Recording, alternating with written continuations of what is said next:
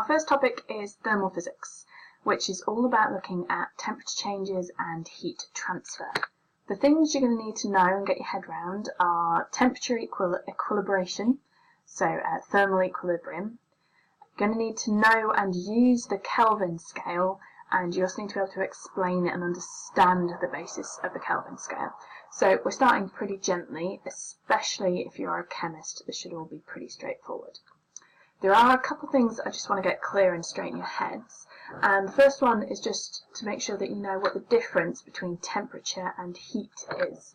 So temperature is a measure of how hot a substance is. Heat is a measure of how much thermal energy an object has. So heat is a measure of the amount of energy. Temperature is sort of a relative thing. It's just saying, is it hotter than this or cooler than that? So that's the difference between those two terms, and you're going to be careful about the way you use them to make sure that you're using them correctly. So let's just think about a thermometer. If I put a thermometer into water, let's think about what happens.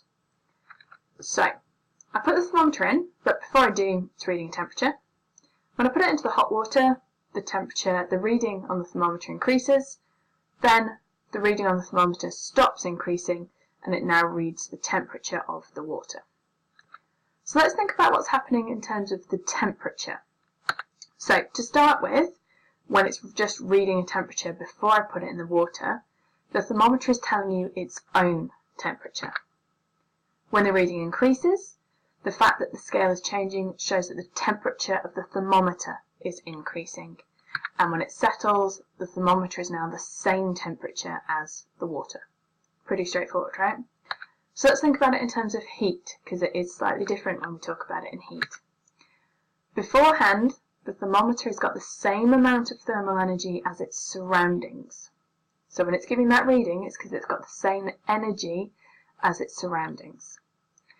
As I put it into the water and it begins to increase, the water has more thermal energy than the thermometer, so some of the thermal energy from the water is moving into the thermometer. Once it reads the temperature of the water, what we find is that the thermometer and the water have got the same amount of thermal energy.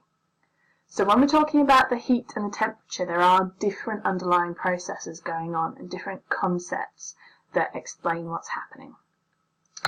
So, quick question. What happens if you put hot food on a cold plate? Now, this drives my father-in-law up the wall, and he would much rather have a hot plate to have his hot food on. And I'm sure you all know why. Because if you put hot food on a cold plate, your hot food cools down quite rapidly. But the thing is, it's not just the food that cools down. It's also the plate that warms up. What's actually happening is that both objects change temperature until they are the same temperature. Once they reach the same temperature, we call this thermal equilibrium. So, two objects are in thermal equilibrium when there is no longer any transfer of heat energy between them. And that will only occur if they are both the same temperature. And this leads us to something called the Zeroth law of thermodynamics. Don't worry, you don't need to know the name, you just need to understand the concept. Basically, what it says is that if object A is in thermal equilibrium with object B, and object C is in thermal equilibrium with object B, then we can say that object A and object C must also be in thermal equilibrium with each other. Does that make sense? So if I'm saying that A and B are the same as each other, and B and C are the same as each other, then A and C must be the same as each other. Must have the same heat energy, must have the same thermal energy. Okay, that's all it says. Pretty simple, pretty straightforward, but it is very, very important.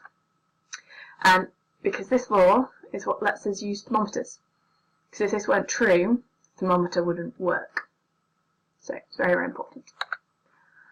So, since we're talking about thermometers, we should talk about temperature scales. So, temperature scale is just something that's defined by two fixed points, and they are standard degrees of hotness. So, two things that I can accurately reproduce that happen at specific temperatures.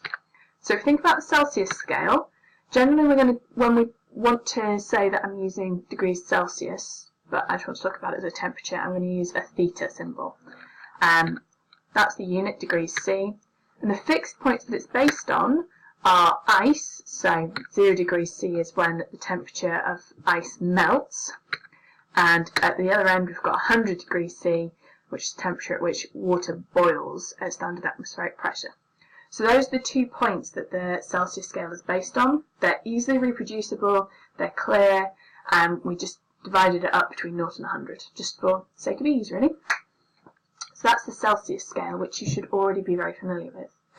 The other scale that we need to meet is called the absolute scale, or sometimes called the Kelvin scale. So when I'm explicitly saying I want to use Kelvin, the symbol that we'll use in equations is a capital T. The unit is Kelvin, or capital K. And the fixed points that we use for this one are absolute 0, where 0 Kelvin is the lowest possible temperature. Now that happens to be exactly the same as minus 273.15 degrees Celsius. But absolute 0 is the theoretical lowest temperature. So if I were to remove all the thermal energy from an object, from a material, the point at which I removed it all, it would have dropped to a temperature of 0 degrees Kelvin, or minus 273.15 degrees C. Remembering minus 273 will be sufficient. Now I need a second point, and the second point that we use for our absolute scale is the triple point of water. So the triple point of water is the point at which water, ice and water vapour all exist in thermal equilibrium. You don't need to worry too much about exactly what that means, you just need to know it's kind of, essentially it's pretty much at 0.01 degrees C, so it's about 0 degrees C. So that is 273.16 Kelvin. So those are the 2 points that we use for the absolute scale. Whereas with Celsius it was purely based on ice point and steam point of water, which makes it a relative scale, whereas this one is an absolute scale. Okay, so absolute 0. Let's just say a little bit more about that. It's the lowest possible temperature. It's the point at which an object would have its minimum internal energy. And if we were to look at the pressure of a gas against its temperature, as I drop the temperature, the pressure of the gas decreases because I'm decreasing the energy of the gas molecules, so they move around less, so we end up with less pressure. Don't worry, we'll talk about that a bit more later.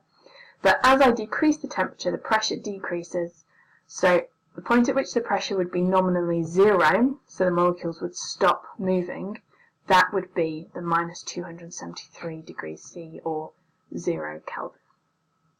So that's what we mean by absolute 0. Okay, converting between the scales. This is actually quite easy, because if I change by 1 degree Celsius, that is exactly the same as changing by 1 degree Kelvin. It's not like Celsius and Fahrenheit, where 1 degree C is different to 1 degree Fahrenheit.